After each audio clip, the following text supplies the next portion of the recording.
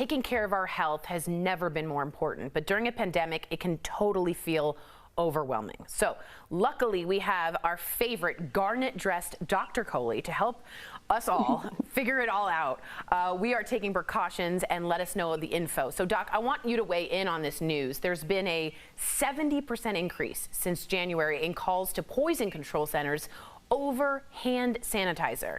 That's more than 21,000 cases. The data released today also shows it's really strong sanitizer that's to blame. Doc, what kind of hand sanitizer should we be buying and how often should we be using it?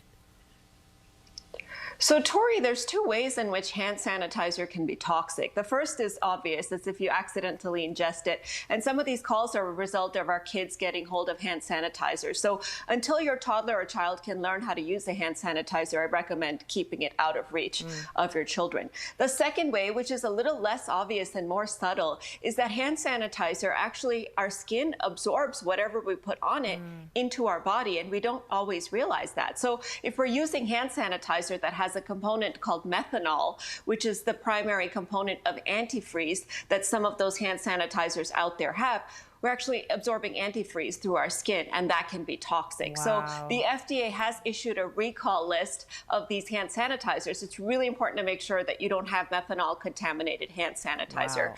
Make sure that it has at least 60% ethyl alcohol, and make sure that it's not even manufactured in a facility that processes methanol, because that can be dangerous. And personally, what I do, Tori, is every 3 times that I use the hand sanitizer, I then go and wash my hands because it leaves that yucky residue. And we know that hand washing is more effective than hand sanitizing. Wow, I did not know any of that. Thank you so much. Can't beat soap and water. It's undefeated. All right. Now, we're obviously talking about keeping ourselves safe. Lindsay writes us, and she says, she's asking, should we focus on building our immune systems, or is that not going to help very much in the fight against COVID-19?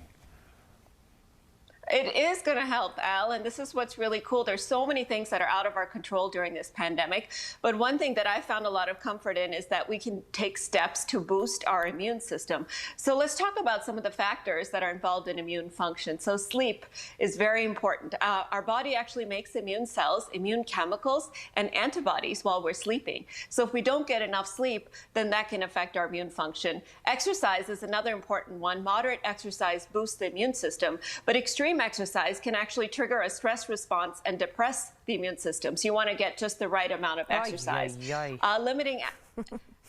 Limiting alcohol use, which I know, Tori and Al, you guys got to stop that day drinking because that's not helping your immune system. It's all me now. Sober. Tori picked up the slack for both of us. Yeah, so talk to me. I agree. That's good to know, though. That's important. Yeah, go ahead. And then a couple other things. I'm really bad at keeping my stress level in control, so I got to work on that. And then finally, having a well-balanced diet, so vitamin and nutritional deficiencies are not an issue. Would you suggest, real quick, on taking vitamins? And if so, do you have like a favorite?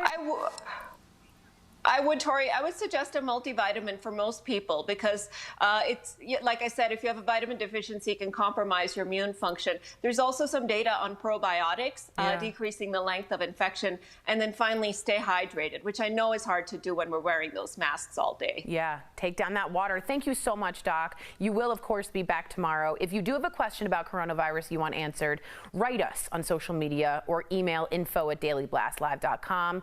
There's no panic. No panic. That's right. No panic. Especially since I'm doing all the things she said, except taking a vitamin. I'm going to start getting that. And I'm glad to know about the hand sanitizer. I had no idea. I remember she said early, soap and water. I know, soap is better. That's true. Well, just prevention and precautions.